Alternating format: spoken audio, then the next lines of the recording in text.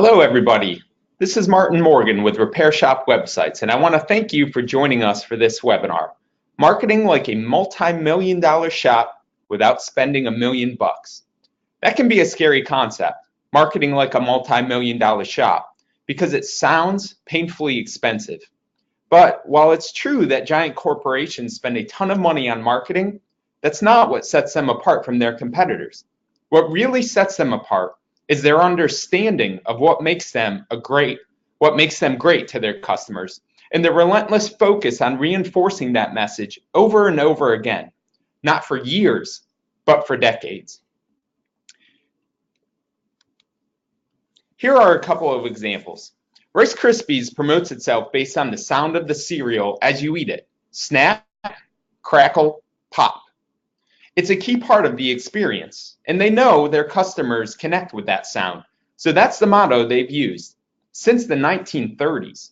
In fact, it's used so often that their website is advertising a new snack they just put on the market called Snap, Crackle, Poppers. And you can see that on the far right of the slide there. Energy drink Red Bull launched in the US market 20 years ago with the slogan, "Gives you wings." And that time, they've gone from 0 cans sold annually to around 3 billion cans sold annually. They spend $30 to $50 million each year on marketing. And I want to state that one again because that is such a huge number. They spend $30 to $50 million each year on marketing. And despite all that marketing, their slogan hasn't changed one bit. If you type Red Bull into Google, the first result is their website. The title, Red Bull Gives You Wings. These companies haven't kept the same slogan because nobody thought of a better one. They keep it because they've spent years placing it into the minds of customers, and they don't want to lose all of that work. They know that slogan reinforces what the product does, and the product reinforces the slogan. The slogan tells customers what to expect, and when they buy the product, they get exactly what they're expecting. And that is the essence of marketing. It's a concept that seems simple, but is much harder to execute well. And it's this: find out what your product or service does better than anyone else's. Then find the simplest way to reinforce that fact in your customers' minds and reinforce it every single chance you get. And at the moment of truth, when customers show up, never fail to deliver what you've told them to expect. Maybe somewhat surprisingly, most marketing goes south when it tries to do too much, not too little. People with marketing jobs spend hundreds of hours thinking about their product or service or company and learn everything they possibly can about what makes it different or better. But some of them forget that customers will dedicate only a tiny part of their brain to their product for a tiny amount of time. If you ask people to think about one thing when they think about your shop, they just might do it. But if you ask them to remember 3 things, they won't remember any of it. But if you only get one thought, one phrase to plant in the customer's mind, what is it? There's a lot one phrase can't do.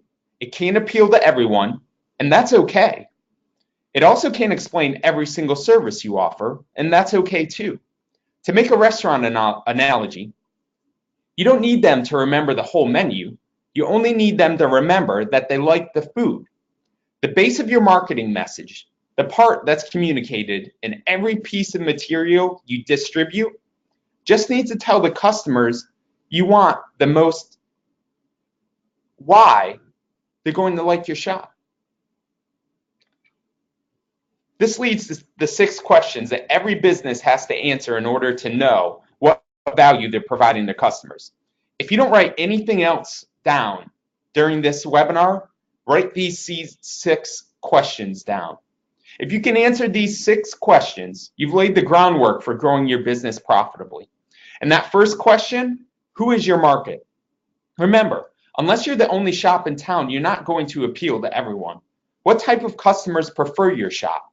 Is it based on location, price sensitivity, a particular type of vehicle, some combination of the 3, or something else entirely? Try to define your customers in a narrow enough way that most of the people in that group are or should become customers of your shop. Making this definition too broad doesn't do your shop any favors. The second question, how large is that market? If it's too small, you won't be able to earn enough business with that market. You'll need to find a way to expand it by appealing to other people with new or different services. On the other hand, if it's too big, competitors may step all over your message, and you might find yourself marketing a benefit that every other shop in town has. So that's not good either. The third question is, what problem is your customer facing?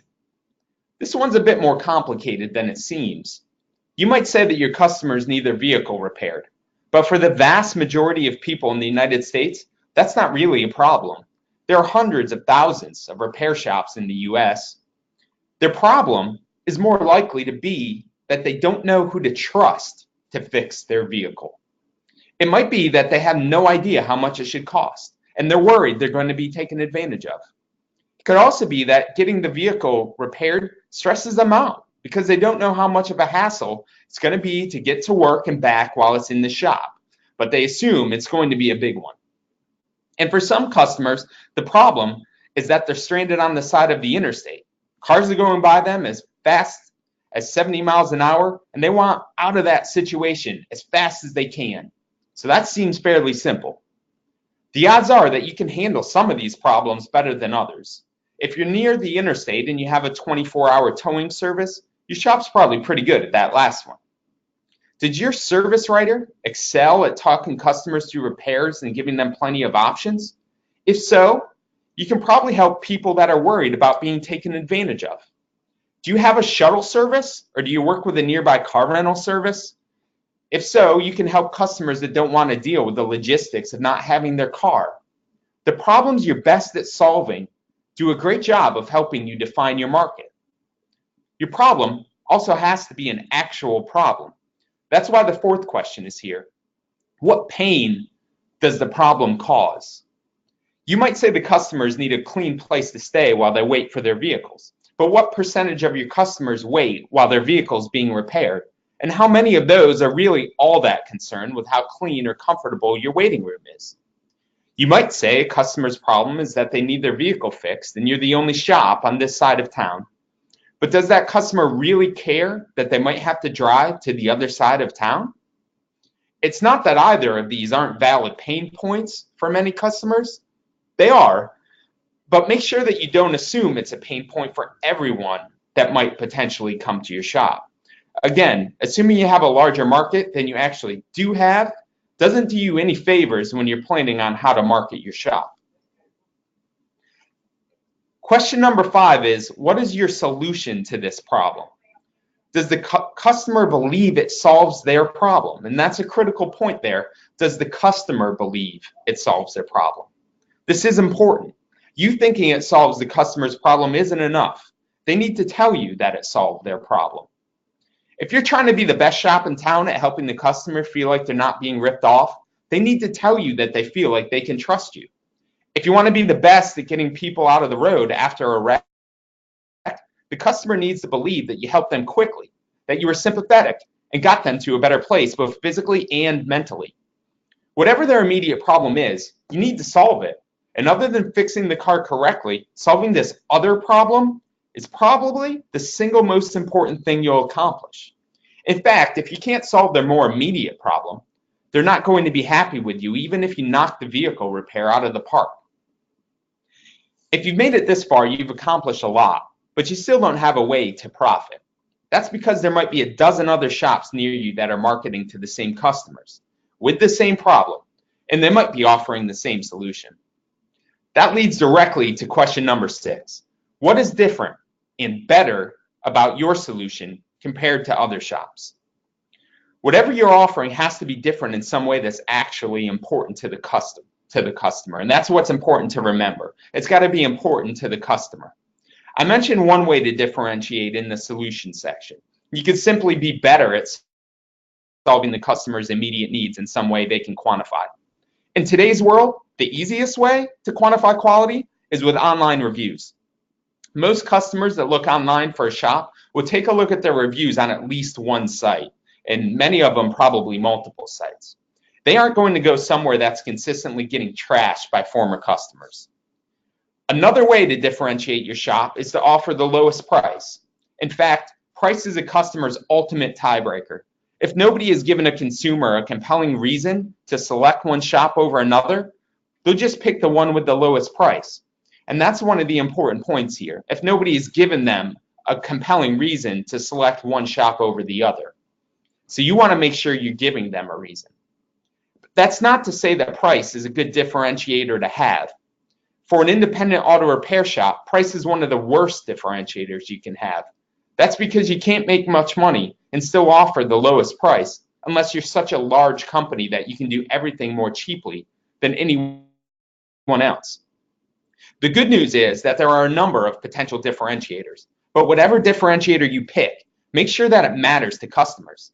Make sure it really matters to them. It needs to matter so much that they pick your shop over other shops, even if yours is a bit more expensive. If that's not the case, then price is the differentiator. And whether you win over the price shoppers or you lose them, your bottom line is going to lose either way. And I just want to hit on that one point one more time. If nobody has given a consumer a compelling reason to select one shop over another, then they'll use price as the tiebreaker. So you want to make sure you're giving them a reason to pick your shop. These 6 questions will help you do more than just market your shop. They'll help you build a strategy for profitability. They'll help guide you through those tough questions and those tough decisions about what equipment to buy, what services to offer, what traits matter most in new hires. But when it comes to shop marketing, they're absolutely key. Here they are one more time. First question, who is your market? Question number 2, how many people are in your market? Number 3, what is their problem? What is their real problem? 4 is what pain, what stress is the problem causing? And that leads directly into number 5, which is what solution does your shop offer to solve that problem? And then 6, what is different and most importantly better about your solution compared to other shops? Once you have the answer to those questions, you can figure out what your marketing strategy will be. Where and how you market and what your message will be will differ from shop to shop depending on that specific market. But once you figure out your marketing message, you test it and it works, it's best to stick with it until it doesn't work anymore. Again, in the case of Rice Krispies, that's 80 years and counting. So here are the 4 questions that will help turn your value proposition into a market strategy. First, how do I reach my primary audience? Second, what message will resonate with them the most? Third, how do I communicate it as quickly and simply as possible? And then last, and most importantly, what processes do I need in place to ensure I always deliver on the promise I make in my marketing? The good news is that if you have the answers to the big 6 questions, these next 4 become much easier. Once you know who your customer is, you can probably determine where and how they can be reached. If you know the challenge or discomfort they are experiencing, and you know the unique solution you offer, it shouldn't be too hard to find a quick and simple way to communicate that fact. That last question, how do you never fail to deliver on your primary marketing promise, isn't easy. It's hard, but it's very important. Once you find your message, you have to be able to deliver on it. A great example of this inside the auto industry, but outside auto repair, is Enterprise Rent-A-Car. It's hard to stand out as a car rental company. You're offering the same cars for rental as everyone else. Decades ago, Enterprise figured out that if people needed to rent a car, they probably didn't have a car to drive to the actual Enterprise storefront. And that was one of the customer's biggest problems. So they started a free pickup service for people who made a reservation to pick up a car. They put it in all of their advertising, and they made the message as simple as possible. Pick Enterprise, we'll pick you up. They've been using it for decades, and it continues to differentiate them in customers' minds, even though Enterprise's competitors started offering the same service. It still works. For people who grew up seeing those ads on TV, and maybe many of you in the audience as you heard that with Enterprise, or you may have heard them on the radio. As soon as you hear enterprise in the context of car rental, your mind automatically completes the sentence, "We'll pick you up." That means that for millions of people, that promise, and remember, that's a promise that they're making there, is more than just advertising. It's effectively a part of their name. Well, that probably brings them billions of dollars worth of business each year. It also adds lots of pressure. If enterprise can't pick you up, then they may as well not be able to do anything. They have to deliver on that promise. And the same is true for the promises that you make in your marketing. This means that in addition to the employees working inside of every enterprise rent-a-car location, each location also needs at least one employee available to pick up all the customers that decide to schedule a pickup. And the company also needs to provide a vehicle to that driver to pick up all those customers. So enterprise found out how to beat their competitors, but it didn't come cheap. But because they can deliver on that promise, they can charge a premium. Enterprise is almost never the cheapest place to rent a car. In fact, many of their competitors, think Budget, Dollar, Thrifty, draw attention to their better pricing with their name. But despite charging higher prices, Enterprise is the largest rental company in the United States. In fact, with 1 million vehicles in service, they're also the largest car buyer in the United States. So your primary marketing message may or may not have anything to do with customer pickup, but whatever your primary marketing message turns out to be, you'll likely need to spend a little extra to always deliver on that.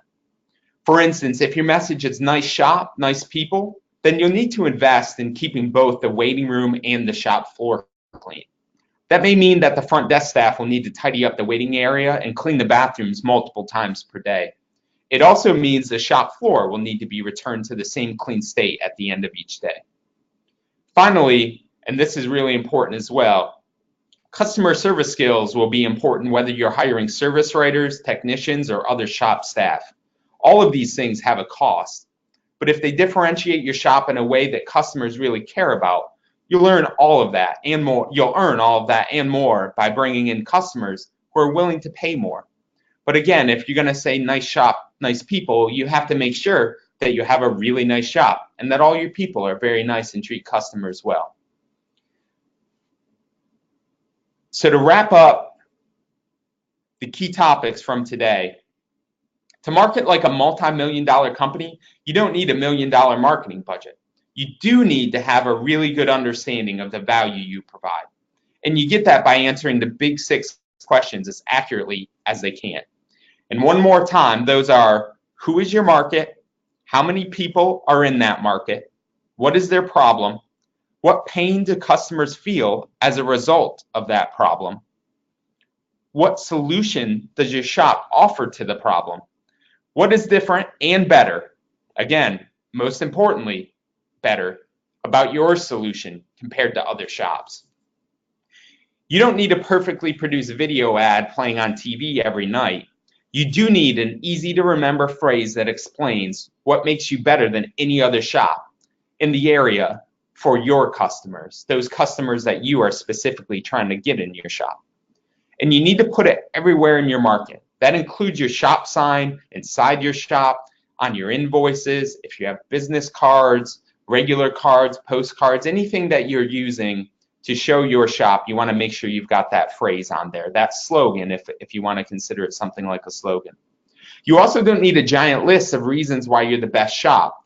Your customers will never remember that. You just need 1 or 2 reasons that are really important to your customers and your potential customers. And you need to reiterate those benefits over and over again, every opportunity that you get. And I want to draw attention to the point that it's got to be something that's really important to your customers and potential customers, not something that just comes from you, but that you're able to know and prove that it's really important to them. And then you never fail to deliver on those promises. Because if you can't keep your most repeated promise, customers will assume you can't keep your other promises either. And that's all about reputation and trust. So before I close out, I want to mention just a little bit about us here at Repair Shop Websites. We've been providing websites exclusively for automotive repair shops for 14 years. We have more than 2,100 customers in the United States, around the United States, and Canada. We focus on building a web presence that attracts the exact type of business you'd like to see, whether that's general automotive, brand specific, or specialized repairs. Importantly, some of the biggest names in the auto repair business have chosen to partner with us to help their shops increase business, and that includes AC Delco, Auto Value, Bumper to Bumper, Federated, Parts Plus. And we've never relied on contracts to keep our customers.